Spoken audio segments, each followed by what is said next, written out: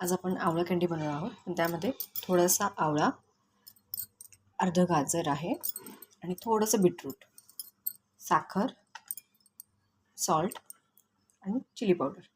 आता आपण हे सगळं मिक्सरमध्ये काढून घेऊया. आपण हे सर्व जिन्नस एकत्र मिक्सरमधून काढून घेणार आहोत. त्याच वेळेस आपण लिंबाचा रस पिळणार आहोत, थोडासा लिंबाचा रस.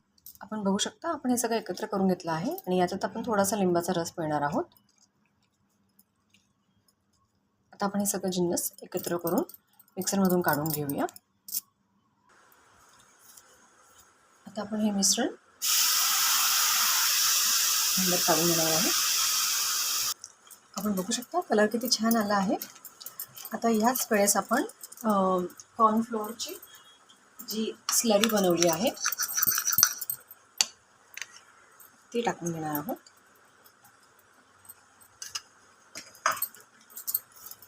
आणि 5 मिनिटांनी आपण थोडं 1 चमचाभर तूप टाकून घेणार आहोत.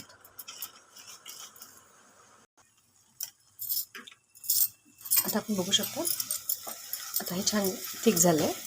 आता आपण हे काढून घेऊ सेट करायला.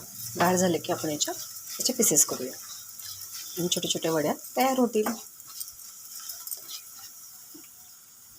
कलर किती सुंदर आला आहे आणि किती शायनी झाल्या आहेत त्या.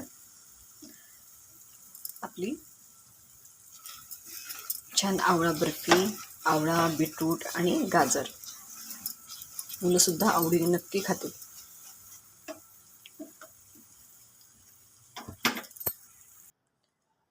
पाहू शकता आपली आपण बर्फी आता आपण सेट करायला लावली आहे. त्याला अजून अर्धा तासानंतर आपण त्याचे पीसेस कट करून घेऊ शकतो. तुम्हाला आवडत असेल तर तुम्ही साखरेच्या पावडरमध्ये त्याला रोल करून एका एअरटाईट डब्यामध्ये ठेवू शकता.